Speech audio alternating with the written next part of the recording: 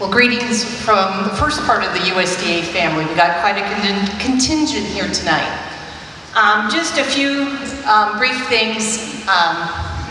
NRCS is the Natural Resources Conservation Service. We work with farmers and ranchers, private forest landowners to help protect their natural resources. And one of the best things about our agency is that we have people that will help free of charge come out and do technical assistance for erosion control or other things that you may have post-fire. So we have an office in Petaluma. Drew Loganville is here from our office, and Jennifer Walzer is our district conservationist. She's our lead. Anyway, just real quick, we have lots of handouts on post-fire do's and don'ts, everything specific. And in addition to having us, we are close partners with the resource conservation districts. And here in Sonoma County, you have two really strong ones, the Sonoma and the Gold Ridge. And we partner hand in hand to make sure we address the private landowners. So we will be working with them. Actually, we're doing technical training tomorrow for our two staffs to make sure that we are providing the assistance that's needed.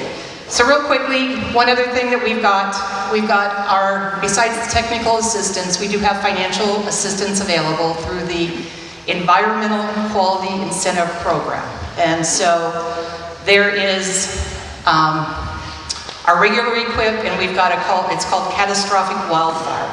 And this year, in past years, they've only covered rangeland and forest land.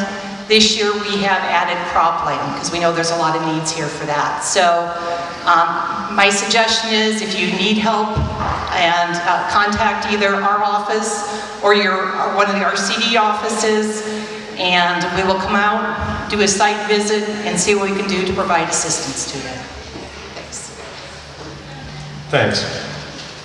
And I'm with Rural Development at USDA, and so some of the programs I think that Karen Ross was talking about she wished she had at CDFA, we probably have some of those programs that will help in recovery in rural areas.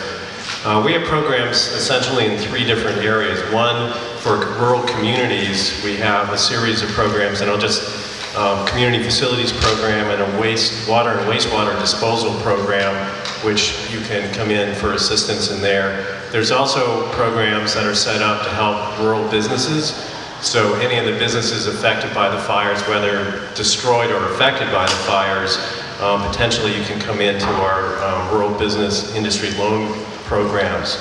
And then we have a large housing program. And I was asked before coming out to actually say something about farm labor housing.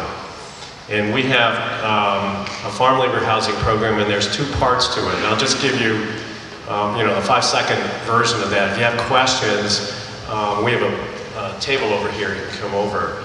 But the farm labor housing program, there's one that's for off-farm, and there's one for on-farm. It's maybe the simplest way to think about it. And for the on-farm program, it's 4 units or less, or 1 to 4 units. And for off-farm, it's 5 units or more is essentially the way you want to look at it. And on-farm, you could actually come in and make inquiries now because it's an over-the-counter kind of process. The off-farm program, it's set each year. There's a setting of a funding available, and for fiscal 18, which we're in now, it's not hasn't been announced yet. So you can look at the two of those.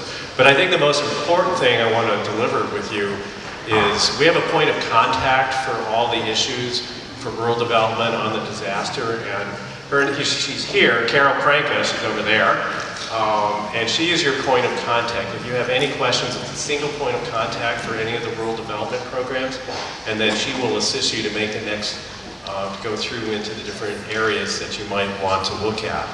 And so we're set up for that. So that basically that's it.